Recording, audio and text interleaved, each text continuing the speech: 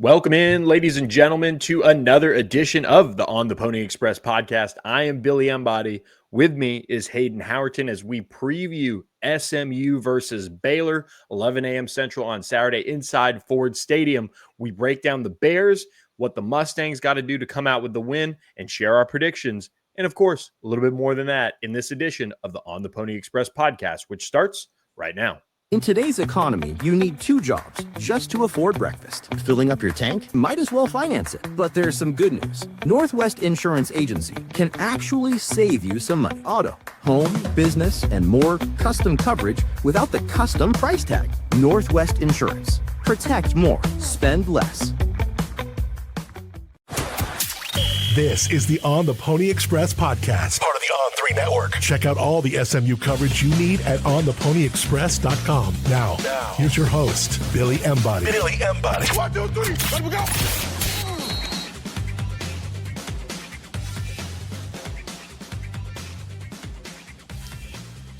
Big battle of former Southwest Conference rivals, and they meet in Ford Stadium for the first time since 2016. I am Billy Embody. With me, Hayden Howerton on this edition of the On the Pony Express podcast, presented by our friends at Northwest Insurance Agency. Give Mark Villasana a call, 214-352-5656, or email him, info@nwagencies.com. Make sure your insurance rates, coverage, and plan fits your needs with our friend Mark Villasana and Northwest Insurance Agency. Hayden, SMU is going to need a really strong showing this weekend against Baylor, which we'll get into as the Bears look to bounce back from that loss at Auburn. But SMU coming off a win, really, we find out a lot about these two teams this weekend. Man, you know, Baylor's a good team, but there's no place like home. And SMU has been dominant at Ford Stadium in recent memory. And so you looked at last week's game where, hey, they're playing an FCS team, and we had 33,000 people there. You know, that's almost a sellout for us.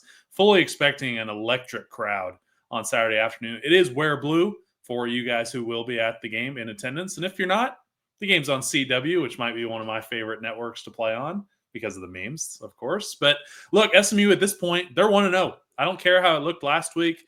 SMU has won in the left column, and that's all that really matters. You know, I know it was a sloppy win versus an FCS team. I mean, I'm worried going into this game potentially without two of our best players in Alex Kilgore and Jordan Hudson. But you know what? Big games expose who your best players really are. Your best players are going to shine when the lights are at their brightest. So I can't wait to see it on Saturday night. I think it's or Saturday morning, get a little mimosa before the game.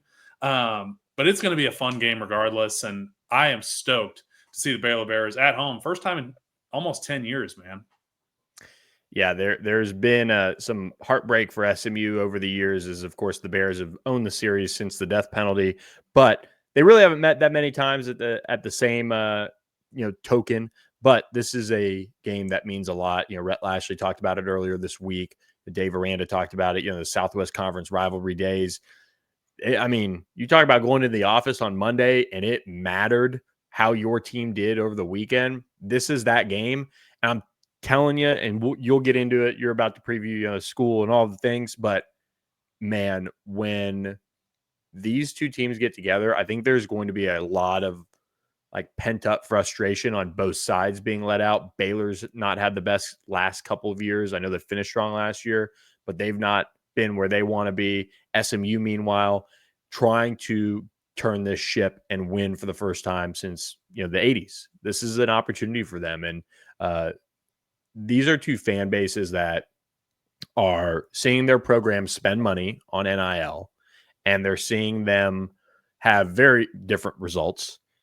But at the end of the day, for SMU in particular, this is one like you got to have. It doesn't matter at all for the conference, but you just have to win this game if you're SMU. It's similar to Baylor, but like, man, this is like one of those moments where you've got to step up, and same for that TCU game in a couple of weeks. It's just, it means so much to people, and you could tell there's that animosity already building.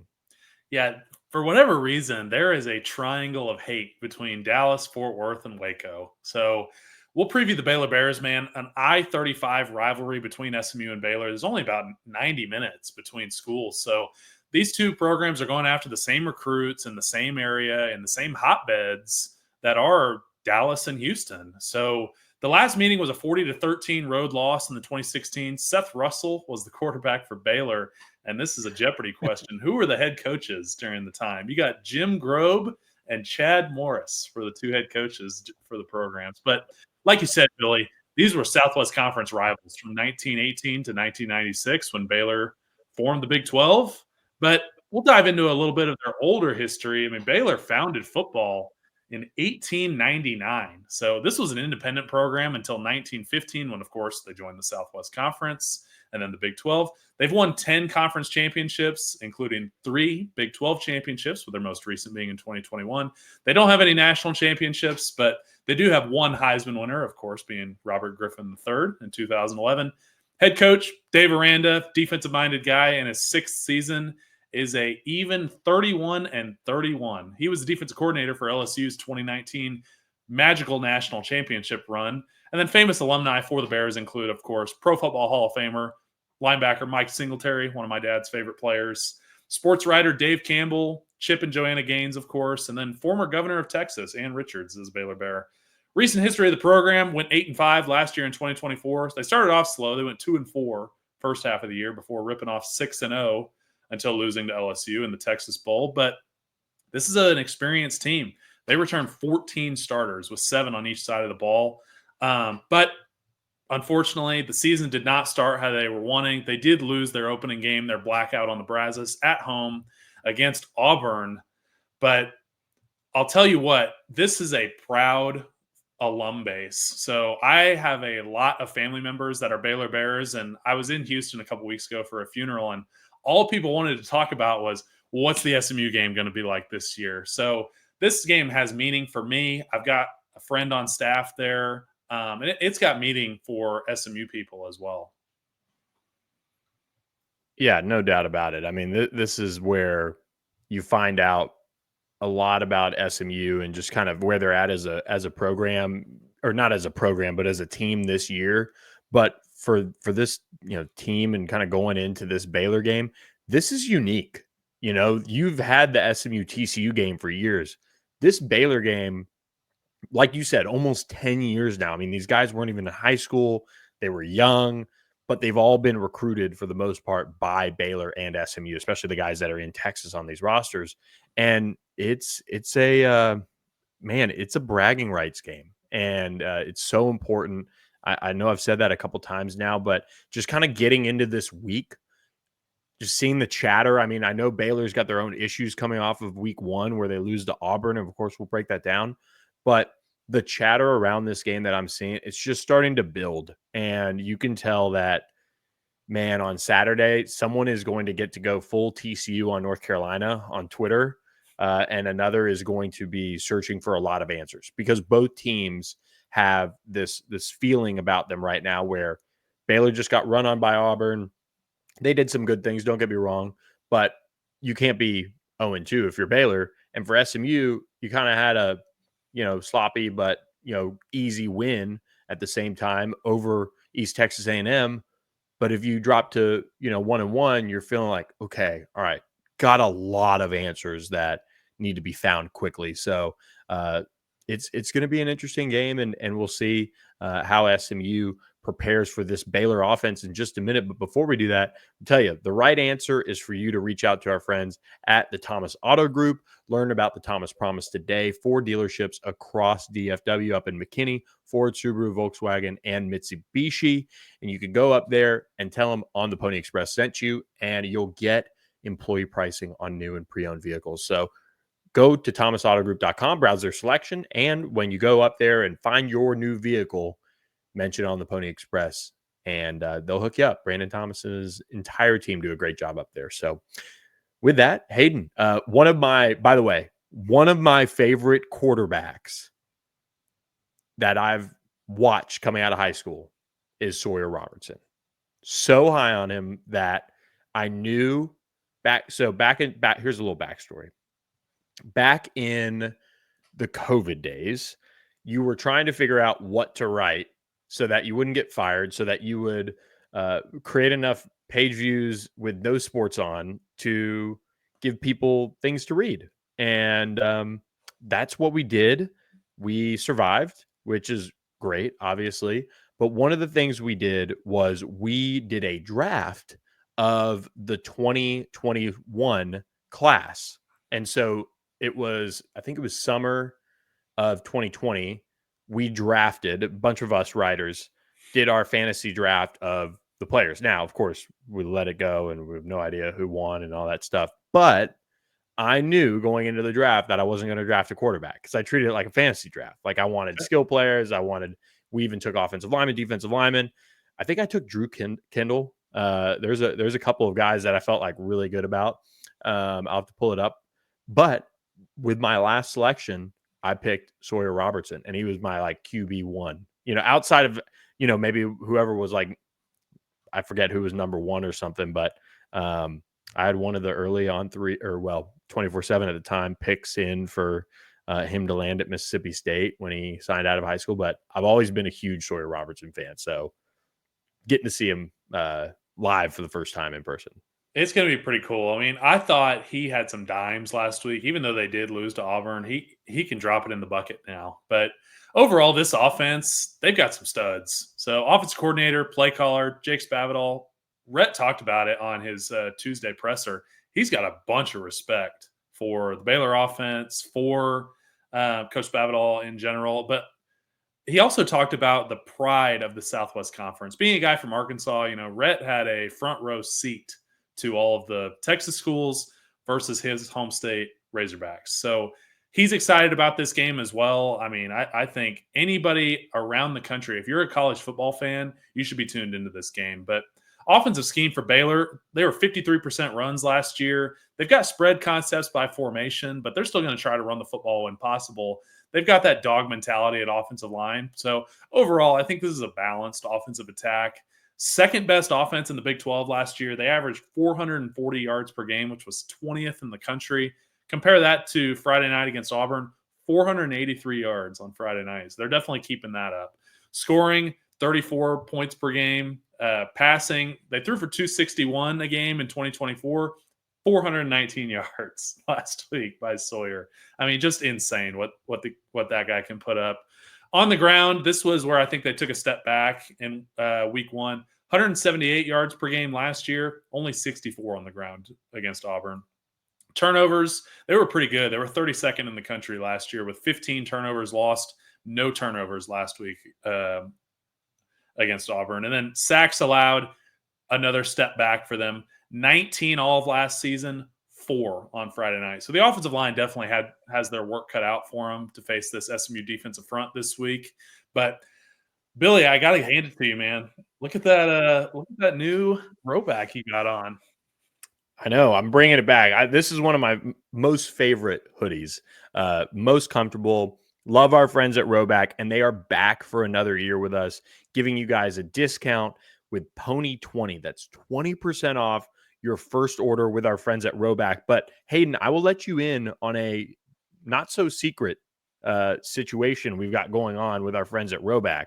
Of course, they dropped more SMU gear before the season, so we appreciate them for doing that. Give you some fresh options there. They added Ford Stadium. They added another blue hoodie, that version of the one I'm wearing. But I tell you what, Michelle said no more polos. So what did I do? I created on the Pony Express polos for us to order. But I tell you, she said, why don't you maybe invest in some other things from Roback? The pants. I'm telling you, the performance pants. I can't really wear pants too much. I got to wear shorts because I'm a sweater. The pants absolutely hit. They're comfortable. They breathe. All of those things. Very, very high on the pants now. So make sure you check out everything that Roback has to offer with our code PONY20. 20% off your order. It's first time orders. So, do with that first time orders. So maybe you need a new email address, or if you're looking for something like that, really good opportunity there. But Roback, they're just great. We love partnering with them. So yeah, I am wearing the hoodie, but I'm telling you what, entering the season high on the pants. Oh yeah, looks great in the office, and you're just hanging out on the golf course. So I actually really love the hoodies that they've got on. Yeah, Kara has gotten onto me as well. No more polos, so she loved it when I brought home our new On the Pony Express polos. But hey, do with that what you will. But back to Sawyer, man. You're really high on him. I'm really high on him. Redshirt senior out of Lubbock. Went to Coronado High School, home of Jalen Thomas. 6'4", 220, transferred in from Mississippi State. Preseason first team All Big 12. So we saw Josh Hoover a couple nights ago throwing some insanely accurate passes, and writers think that Sawyer is even better. So 3,000 yards passing and only 10 starts last year. He only has 14 starts all time for Baylor, but he's up there in the top 10 in every category that a quarterback can have for them. Extremely efficient passer, especially in the back half of last season. He was 5th in passing efficiency all time for Baylor with 153.1 passer rating in 2024. That is so hard to do. But 8th all time in completion percentage for the Bears at almost 61%. And then, like I said, man, 419 yards, 3 touchdowns last week against Auburn. Kid's special, and he can get it done on the ground. He can run it a little bit as well. So pair that with his effective trio of pass catchers as he's got. He's got Cole Wilson, number 2 receiver, senior out of Katy, Texas. He is teammates with Alex Kilgore from Peyto High School. He was their leading receiver versus Auburn. A little guy, 5'9", 171, but dude's a burner. He's got some speed. 8 receptions, 134 yards last week. He'll be one that we're going to have to be all over in the coverage game. And then I think they run a lot of their offense through their tight end. Number 1, Michael Trigg, senior from Billy's hometown. Billy, were you teammates with him?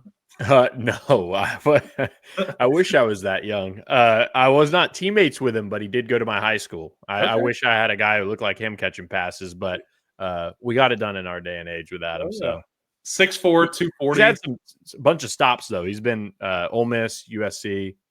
Yeah. So he's had quite the journey. He's breaking out.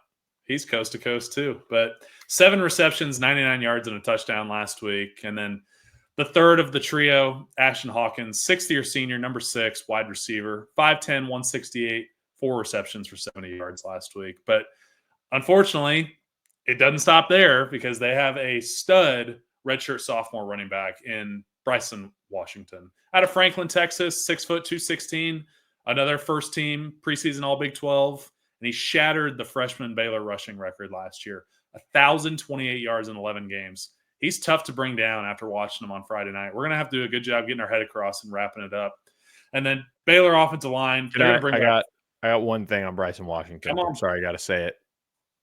One time SMU commit. Yep.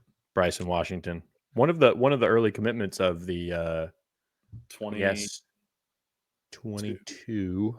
Yeah. So it would have been that fall. Yeah, Rhett Lashley. So Rhett Lashley's first class. So, and he flipped like 3 days later to Baylor. Like he committed and then it flipped. So I was a flip to SMU. So yeah, that's right. But 4 starters coming back for this offensive line. And look, I know what it's like to have an experienced offensive line. It gets really fun as a unit when you've played a lot of football together through the thick and the thin, but it's going to be something to watch versus our relatively inexperienced defensive line. Dave Aranda is a very aggressive head coach. He loves to go for it on 4th down. They went for it on their own 35 in the opening drive last week against Auburn, and they converted. But it's high risk, high reward. He turned it over on downs on his own 44. They were down 11 in the second quarter. They had 6 4th down conversion attempts last week, 50%, 3 for 6. But all that to be said, I do think the Auburn front 7 got after him a little bit last week. Only 64 yards rushing, 4 sacks allowed. That O-line is going into the room all week this week. And frankly, they're going to be on a tear during practice, try to bounce back from that. Yeah, and they've got that experience. They've got the cohesiveness you would think, but they were the question mark going into this season, and you could see why. And look, Auburn's got a good front. They have athletes. They've got those SEC guys that can come off the ball, but not an encouraging start for them by any means. And SMU beat out Auburn on a couple of the guys that they have playing for them. So we'll see if those evals, work out in SMU's favor this week. But it's that is probably, I would say, where the game will be won and lost is SMU's offensive line versus their defensive line, SMU's defensive line versus their offensive line. So we'll see how it goes. But tell you what, we don't have to worry about anything going wrong with our friends at StatusJet. StatusJet.com will make sure you are taken care of, start to finish, with the trip of a lifetime. Go to their website, look at their fleet of aircraft they can get you into, and take care of your family, your friends, your work colleagues, or get you and a bunch of Mustang fans over to Clemson, over to Wake Forest, over to Cal for some of these games later in the season. Of course, you got the game already being talked about whenever that schedule comes out for basketball at Duke this year. Make sure you do it in style with our friends at StatusJet. Mention us and get a discount on a round trip flight. Thanks to our friends at StatusJet. Look, defense, Dave Aranda, I know him well. You would never know it by his press conferences, but he is literally one of the funniest people ever. Really? Just some stories. Just kills people. Just gets like absolute jokester. Like is messing with you for days, and then we'll let you in on the joke. So, lot of friends over there in the Baylor program as well that I knew from the LSU days. Not as many as there used to be. There used to be, some other coaches, but they've moved on to other opportunities as well. But this is a defense that has not ever really been that great, though, for Baylor with Dave Aranda there, which is kind of surprising. That's shocking. I mean, they had the stud defense at LSU, and I understand, basically all 22 played in the NFL, but Matt Pallage is the defensive coordinator, but this is Dave Aranda's defense at the end of the day. And like you said, man, it's interesting to have a defensive-minded head coach, and your better side of the ball is the offense. So I know deep down, I'm sure that bothers Coach Aranda, but at the end of the day, they base out of 3 down. We're going to see some 3-3 stack when they're in nickel defense. They're going to put the jack linebacker up on the ball. I mean, first play against Auburn came out in 11 personnel, so running back, tight end, 3 receivers. And Baylor came out in 3-4 with 2 stand-up linebackers on the line of scrimmage. But second best offense in the Big 12 last year paired with the second worst defense. So 386 yards per game allowed, 87th in the country. I mean, they allowed over 400 yards per game to Big 12 opponents. Gave up 416 last week. Scoring defense, they gave up 26 points per game in 2024 and over 31 to Big 12 opponents. Passing, 234 yards per game allowed, 94th in the country. This is an interesting point, though. Only 108 last week by Jackson Arnold. So I know he got a lot done with his legs last week against this defense, but only 108 yards passing was pretty surprising. Rushing, 152 yards a game allowed. That's 72nd in the country. And they gave up 137 yards on the ground to Jackson Arnold last week as Auburn rushed for 308 total. I mean, come on. You know that gets me going, Billy. But turnovers, 21 forced last year, 36 in the country. They didn't force any last week, so it was a 0-0 turnover push. And then they had 23 sacks in 2024 and 1 versus Auburn. So I actually watched this play. This was the first third down of the game. They brought the corner blitz, and then the D lineman ended up getting home. But either way, tackles have to have their eyes up. You can't just be staring at the guy directly outside you. You got to watch the sideline. You got to watch the safety, see where those guys are at. If that safety's rocked over that wideout spread and the corner's staring at you, something's up, man. Defensive guys are terrible liars. So you're just going to have to watch that. Impact players got number 0, defensive tackle, Jackie Marshall. Thought he was a dominant force in the run game out of Laplace, Louisiana, someplace I'd never heard of, but Laplace. Laplace. Thank you, Billy. Linebacker number 11, who I think is their best player, Keaton Thomas, 6'2", 229, redshirt junior from Jacksonville, Florida. I mean, Butkus Award watch list. This guy passes the eye test. Preseason first team All Big 12, 114 tackles last year and 13 starts, and that was with a club. He was playing with some kind of hand injury, but he had a club on for most of the year. So I'm expecting him to have an even bigger year in 2025. The other linebacker, number 36, Travion Barnes, Conference USA Defensive Player of the Year in 2024 at Florida International. Senior from Almonte Springs, Florida. 6 foot, which is why he was at Florida International. 243, 5th most tackles in the country last year with 129. And then safety-wise, they've got Devin Bobby, 5'11", 198. Anybody from Dallas will know this guy. Came from DeSoto High School. Started all 13 games last season, and it was 3rd on the team with 80 tackles in 2024. But career high, he had 14 tackles against the LSU Tigers last year and a fumble recovery. So that's a guy that's just getting better, and we're going to have to account for him in the run and the pass game. And, for SMU, I mean, this is a defense that has some talent. It has pieces. They do have a pretty good baseline of what they look for as far as what can work in this defense. But I do think when you look at this defense now, it's fair to say, man, like, one, Dave Aranda is taking over calling this year. It started, against Auburn. That is a man who's pushing all of his chips in, of course, on himself, on his program. And at the same time, they did not look, Hugh Freeze is a really good offensive play caller. We know that. And he can dial things up. And they limited the passing attack. But if that's the performance they're going to get defending the run, this could very well be a long day for Baylor, against SMU. I mean, that's just a reality. And SMU's got to play defense, like we talked about. They've got to win that battle against the offensive line. But when you look at Baylor potentially being without Jackie Marshall, that's a huge deal. I mean, and I know there were plenty of schools in the offseason across the country trying to get Jackie Marshall out of Waco and say, hey, why don't you come over here? Yeah. Why don't you live up to some NFL hype that you've got going your direction and really make a bigger name for yourself? And he opted to stay. He gets unfortunately hurt. I know Jackie. I know his trainer back in Louisiana. And so knew a lot about him coming out of Louisiana. And he ends up at Baylor and just, I feel for him. But, for Baylor now, they're going to have to find ways to get their guys in position. And because once Jackie Marshall went down, that was just not a good situation for them. Bryson Washington also did get banged up pretty good in that game against Auburn. He did finish the game. He was fine, but Auburn brought it to him physically. So I'll be interested to see how that looks this week as well, as they, look to, play desperate and get a win. And I can tell you what, if you are desperate to get out of the corporate rat race and, leave the job for the American dream, you gotta reach out to our friend Andy Ludicky at myperfectfranchise.net. Andy is a franchise consultant. He does this for free for you, where you can give him a call at 404-973-9901 or email him, Andy, A-N-D-Y, at myperfectfranchise.net. And he'll walk you through franchise ownership. He'll walk you through the options. If you're watching on YouTube, you can see there's home-based services, there's non-home-based services, there's outbound sales requirements, there's light retail. There are all sorts of different levels of investment for you to own your own business.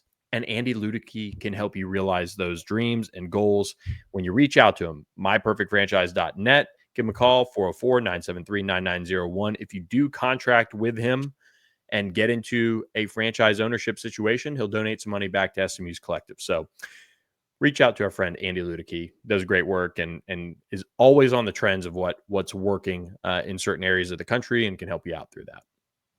Keys to the game. Let's hear them, Hayden. Man, this is tough to predict, to be honest with y'all. I mean, we talked about it a little earlier in the show. You've got two teams that probably underperformed their potential in week one. And then you go back and are like, oh, well, week one doesn't really count. It's more the tune-up game for most people. For Baylor, it wasn't, playing a big-time Auburn team. So Baylor's had an extra day of rest. But because of the physicality of that game, I think that cancels out. I think they're going to be feeling probably just as bad today as we are. Just based on how you're feeling on a Tuesday practice, it's never fun, but it's just something you got to get through. But my keys to the ball game, man, you cannot waste any opportunities against this explosive, high-scoring offense like Baylor. We're going to need points every time we're in the red zone, and I think that needs to be 50% touchdown conversions in the red zone. You can't kick field goals and beat this Baylor team. So on top of that, defense is going to need to hold Sawyer Robertson to less than 300 yards total, in my opinion. I mean, maybe he goes for 305, but I think if you hold him to 250 and our offense does what we do, I think we'll win comfortably. But on top of that, SMU's got to take advantage of Baylor's weak passing defense. Kevin, I got him for more than 65% completion and no interceptions. And then last but not least, something that we did a poor job of last week is controlling the clock. And I know we had 2 defensive touchdowns, which adds to it, but only 21-minute time of possession versus East Texas. You got to win the time of possession battle. Baylor lost it against Auburn. I think they only had the ball for like 27 minutes. If SMU does all 4 of those things, I think we'll win. Total on this one right now, according to our friends at BetMGM, 65.5. SMU currently sitting at 2.5-point favorites. Man, I tell you what, this is a difficult one to predict. I love your keys to the game. I think when I look back at what Rhett Lashley has put together play calling wise, because there is kind of a trend here. Like when SMU goes heavy running the football, they've been really successful in the Rhett Lashley era. And if you look, and you could argue kind of starting, you kind of throw Cal out the window because of their kind of quarterback situation going into last year's game. But like that Virginia game, they kind of were okay.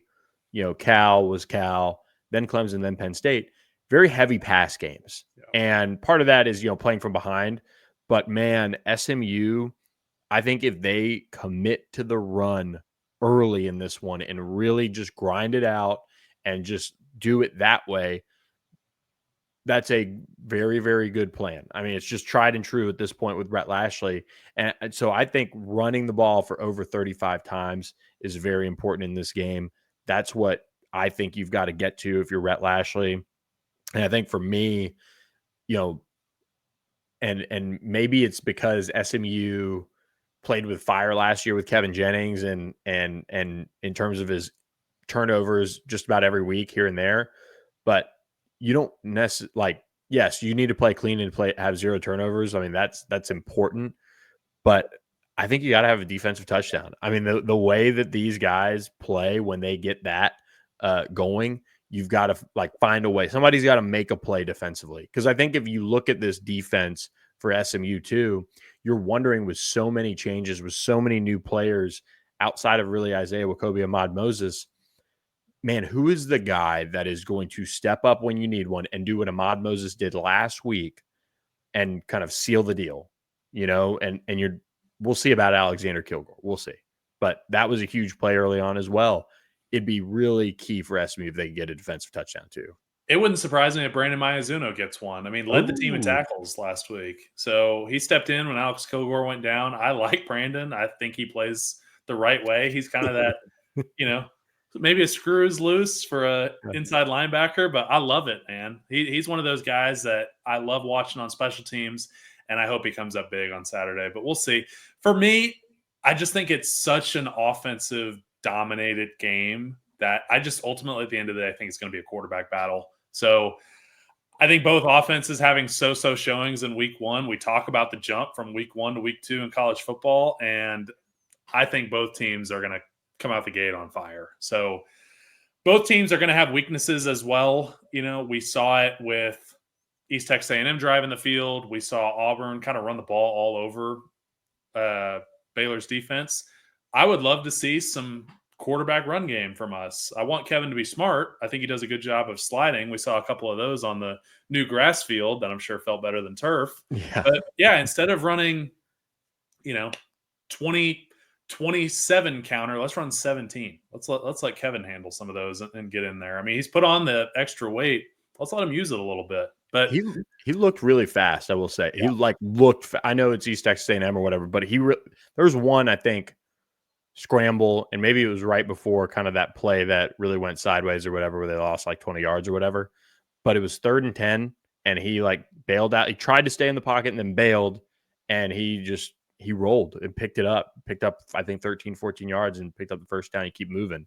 That's going to be, I think, something that Kevin really could. That might be the maturation where, sure. A couple times last year, he stays behind the line, throws a pass. It's dangerous in a game like this. Tuck it, because he's got the wheels to do it.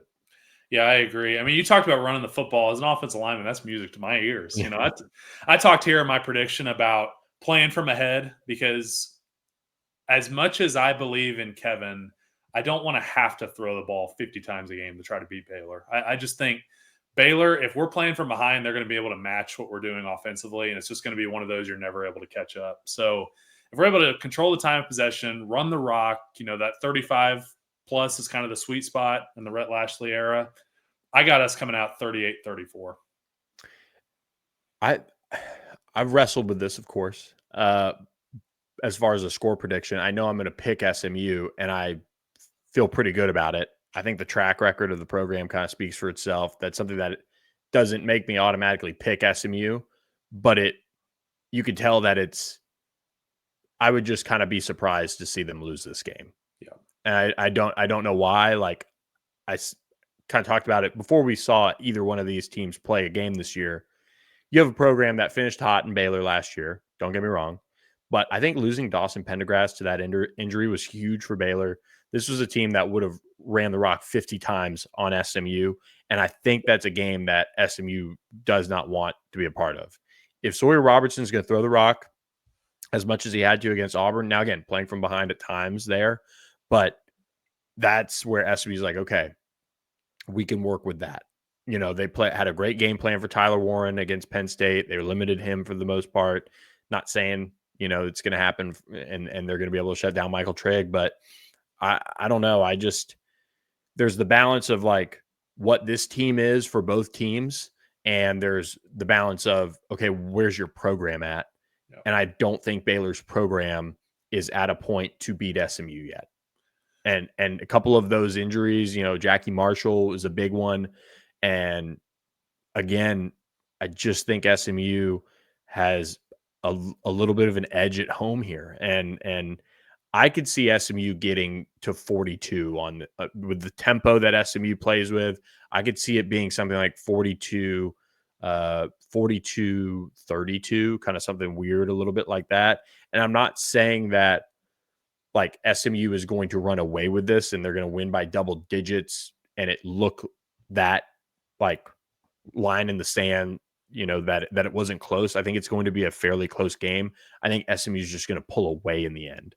I do think this is one that kind of almost similar to SMU Boston College last year. Kind of SMU just makes some plays down the stretch and wins. Yeah.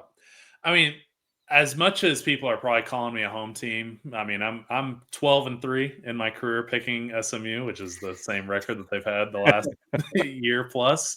But I was leaning Baylor right after the East Texas A&M game. I think you just overreact, you know, in an emotional game that is college football. Right after when we left Ford Stadium on Saturday night, it was just like, man, if we play like that, Baylor is going to kill us. But for sure. I just don't see us having the same performance in week 2. I mean, you saw it after the BYU game last year, and I know we had a bye between it, but SMU comes out against a Southwest Conference team, against a rival, and is on 110. You know, where I just think this is one of those games that you start getting it all connected, it all comes together, and it just sets the table for the rest of the season. If we come out and we blow out Baylor, we're going to Charlotte. I just think that this is such a momentum team that you make a statement win this weekend, it'll set the rest of the year up. If the opposite is true, it'll be a long season. So if Baylor beats SMU, it's a long season, you think? Yes. Yeah. I think so. I think if Baylor beats SMU, I'm probably having us go 2-2 going into conference play. Yeah. I tell you, it's so this team has a chance to obviously, you know, pick up a big win here. I don't know if I'm more concerned about as far as looking ahead, like that TCU game, as far as what that'll do as far as the long-term outlook, because man, Baylor, there is the fact that, you know, they were hot last year at the end. You know, they have a quarterback that, you know, could be better than Josh Hoover. I don't know. Josh Hoover looked pretty good the other night. Like, which version of Josh Hoover are you going to get who, you know, SMU turned the ball over, you know, forced a lot of turnovers last year. I mean, last year, but it does matter in context. And I don't know. I do think that if you look at Baylor and you look at TCU and you say, okay, these are two teams that did not play for the Big 12 championship last year. They're two programs that at this stage, maybe they change it this year, but at this stage, they aren't feeling great about their head coaches. Like, I mean, they're not. No, Aranda's on a hot seat. Aranda's on a hot seat. I don't know if they have the money or will pour the money to fire him after this year, but it's kind of the same as Sonny. I mean, like, you kind of middled around since the national championship season, and he's kind of pissed off a lot of people too doing it. if that's where those two programs are, SMU needs to beat them. Yeah. And now will they? That's why they play it on the field. You've got turnovers, you've got penalties, you've got this, that, you've got game-changing interceptions, fumbles, whatever. That's why they play the game. But if you're telling me straight up, SMU versus Baylor without some weird things happening, I feel like it goes SMU's favor. Like when SMU's on, as we've seen, they're very tough to beat. And you know something, being at home for this team matters. And ever since that BYU game, which you can come up with all sorts of things, Brashard and Jordan Hudson's fumble exchange, Kevin Jennings being the part-time quarterback, hadn't started yet, defense still figuring things out. You're playing 30-year-olds with kids, all those things, like they matter in the grand scheme of things. But since then, they've been incredible at home.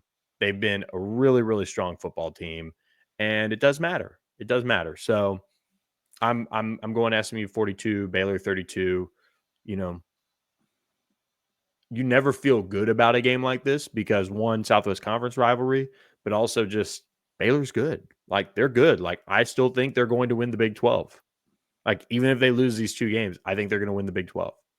I probably got Texas Tech for the record, but on a similar note, this team is great versus Texas schools.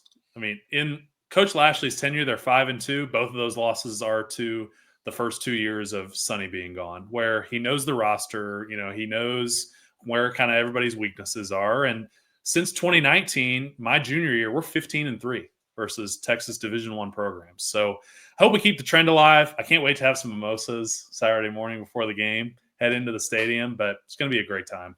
Yeah, and post-game, 11 a.m., where do you go after the game?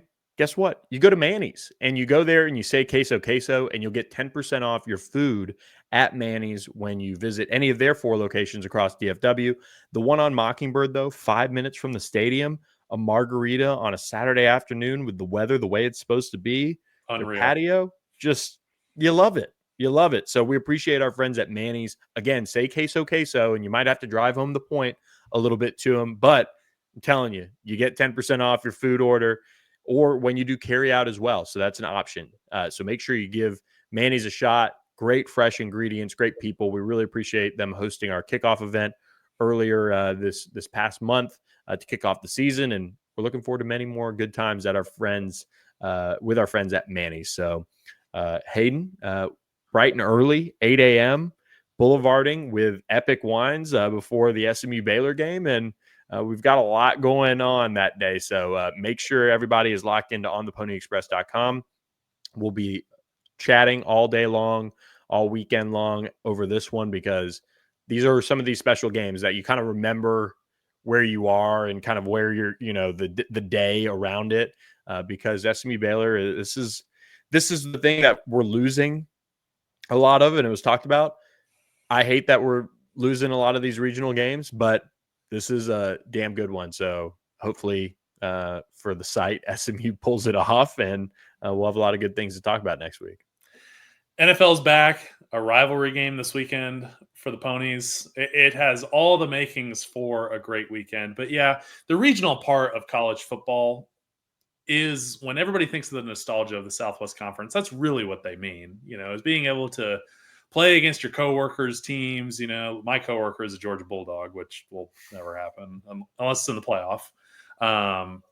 But you miss that. I have a coworker that's a TCU Horned Frog. I have family members that are Baylor Bears, where you love being able to talk trash around the table. So love college football. I can't wait for this weekend. It's going to be a really fun week too, as the Ponies look to bounce back, and I'll see you guys on the Boulevard. Yep. Well, enjoy it, everyone. For Hayden Howerton, I'm Billy Embody. Thanks for listening to our preview episode of SMU Baylor. We'll catch you guys next week with full reaction and more as the Mustangs look to beat the Bears at 11 a.m. Central inside Ford Stadium on the CW. So for Hayden Howerton, I'm Billy Embody. Thanks for listening. We'll catch you guys next time.